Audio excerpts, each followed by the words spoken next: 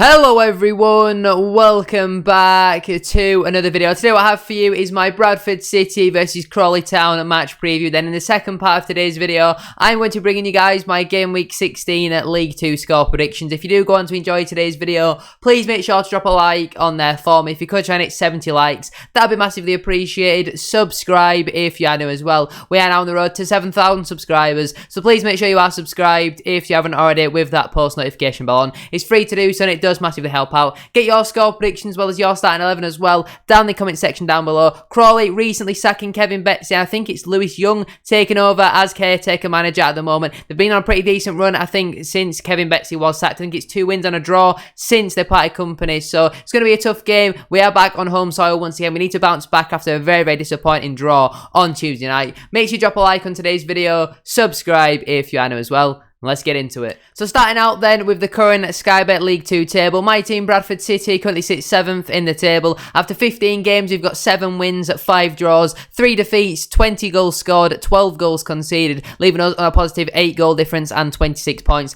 Our last couple of games then have been a draw, a win, a loss and a win. Them last couple of games then being a 1-1 draw at home to Swindon Town on Tuesday night, a 0-0 draw away to Grimsby Town, a 4-0 defeat away at Burton Albion in the Papa John's Trophy, a 1-0 win away at Salford City, a 1-0 defeat at home to Stockport County, a 2-2 draw at home to Leicester City's under-21s, losing 4-2 on penalties in the Papa John's Trophy, and then just before that we had a 2-1 win away at Harrogate Town. That then compared it though to Crawley Town. They're currently sat 19th in the Sky Bet League 2 table. After 15 games they've got 3 wins, 4 draws, 8 defeats, 17 goals scored, 27 goals conceded, which is the second worst in the whole league. Minus 10 goal difference and 13 points. The last couple of games then have been a draw, a win, a loss and a loss. Them last couple of games then being a 2-2 draw away at Colchester United, a 3-2 win at home to Mansfield Town, a 5-2 win at home to Aston Villa's under-21s in the Papa John's Trophy, a 2-1 win at home to Newport County, a 3-0 defeat away at Grimsby Town, which did see Kevin Betsy lose his job, and then just before that they had a 2-1 defeat at home to Stevenage. So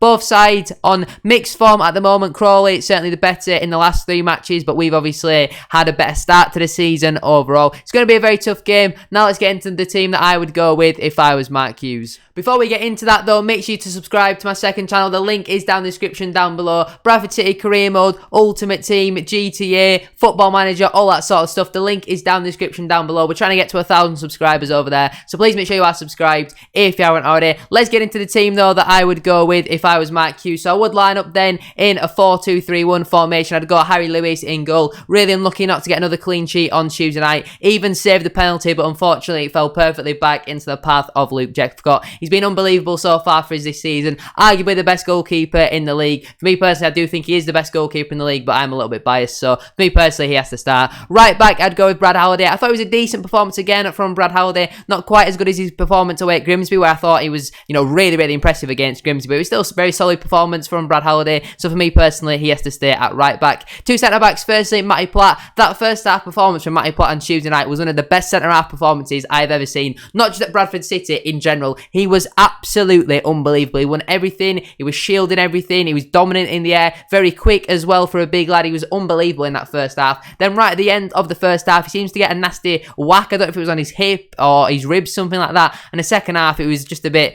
poor. I don't want to say poor because I don't think he did really anything wrong. There was a couple of times where he got spun. It was just good centre forward play from their striker. It did give them a couple opportunities, but first half was unbelievable from Matty Platt. Second half was not his greatest display, but for me personally, I do still think he's our best centre half, so he has to play for me. And partnering him, I would go with Romney Critchlow. I don't think he did anything too impressive against Swindon from what I can remember. It was just kind of your average 6-7 out of 10 performance from Roms. He did some good stuff, some sort of stuff that's kind of when Critchlow is on the ball, because he's so composed on the ball. When you're in like the last 10 minutes and you're winning by 1 goal and he's doing Cruyff turns on the edge of the penalty area, it does certainly make you not want to look a little bit, but he very rarely uses the ball, so I'm not going to complain all too much. And then left back, Mr. Consistent, Matty Folds. Liam Rideout is now deemed as a long-term injury by, I think it was Jamie Rayner, so I mean Folds is our only left back, and even when Rideout is back, Matty Folds has to play. He's been so good for us so far this season, so he has to be at left left back for me. I think it would be very harsh to change the back four and goalkeeper when, again, they've not conceded a goal from open play. You can't really do anything about a penalty. It was never a penalty in a million years. His arm is genuinely like this. It strikes his arm. The referee's 25 yards away from play. He's not going to give it until all the Swindon players surround him.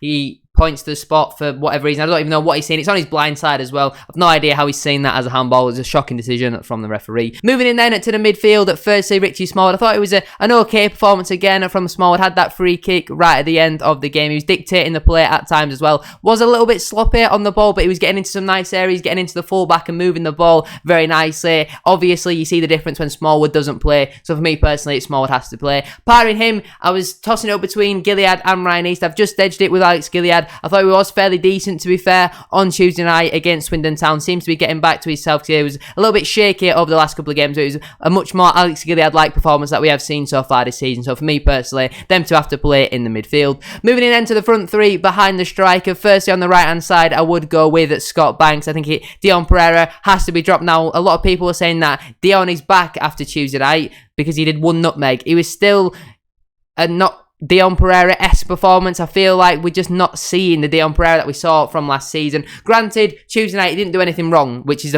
probably one of the first times we've seen him do that since he's come back on loan from Luton Town. I think he's been shocking, is that the right word to use, since he has come back. Tuesday night was a much more improved performance. It still wasn't a good performance from the heights that Dion has set himself, you know, the standards that he's set. It wasn't anywhere near a performance like that, but he seems to be, as each game goes by, he seems to be getting better and better. But for me personally, Banks has to come back into the side. I know Hughes is trying to protect him with him coming back from the injury and all that sort of stuff, but we need Scott Banks back in this team. He's just so much better at this moment in time, in my opinion, than Dion Pereira. And it might also do Dion a favour just to get him out of the spotlight for a game, maybe come on off the bench again and provide something on off the bench. But for me personally, I need to see Scott Banks back in the starting 11. In the number 10 position, I am going to go with Harry Chapman. I thought he was decent again on Tuesday night. Came off after about the 70th minute though because he picked up an injury. Mark Hughes has confirmed though that he's not going to be out for this game against Crawley, which is big news for us. On the left wing for me, it has to be Tyreek Wright. He's been unbelievable since coming in on loan from Aston Villa. Got his third goal this season on Tuesday night as well, and you could see how frustrated he was that they didn't pick up the 3 points in his post-match interview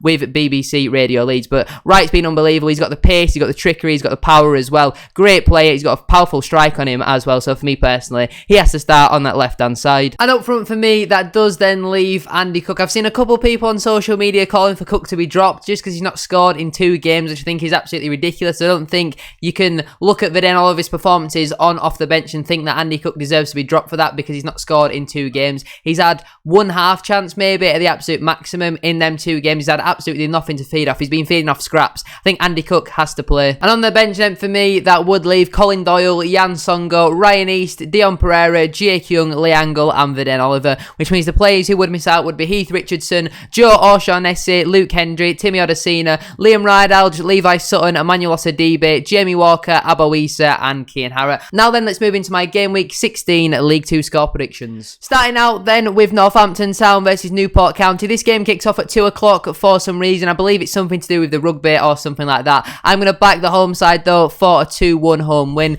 AFC Wimbledon versus Harrogate Town. I'm going to go with a 3-1 home win for Wimbledon. Barrow AFC versus Crewe Alexandra. I'm going to go with a 1-1 draw. Bradford City versus Crawley Town. I know this goes against what I've been saying over the last couple of weeks. I'm going to go Bradford City 3, Crawley Town 0. Colchester United versus Stevenage FC. I'm going to go with a 2-0 away win for Steve Evans' side. Doncaster Rovers versus Gillingham FC. I'm going to go with a 1-1 draw. Hartlepool United versus Grimsby Town. I'm going to go with a 3-1 away win for Grimsby. Leyton Orient versus Salford City. 2 teams that are up there at the moment. I'm going to go with a high scoring 2-2 draw in that one. Mansfield Town versus Swindon Town. Again, both sides in the playoffs at the moment. I'm going to go with a 2-1 home win for the Stags. Stockport County versus Sutton United. I'm going to go with a 2-0 home win for Stockport. Tranmere Rovers versus Carlisle United. I'm going to go with a 1-1 draw. And then Walsall FC versus Rochdale AFC. I'm going to go with it a 1-0 home win for the Saddlers. But that is where I'm going to leave it for today's video. If you have enjoyed, please make sure to drop a like on there for me. If you could try and hit 70 likes, as I said at the start of today's video, that'd be absolutely class. Subscribe if you are new as well. We are now on the road to 7,000 subscribers, so please make sure you are subscribed if you haven't already with that post notification bell on. It's free to do so and it does massively help out. Get your score predictions as well as your starting 11 as well down in the comment section down below. Thank you very much for watching today's video. Shout out to our current tier 3 channel member B Davies211. Make sure to subscribe subscribe to my second channel as well. The link is down in the description down below. Thank you for watching though. Have a great rest of your day, and I shall see you all very soon for another video. Peace.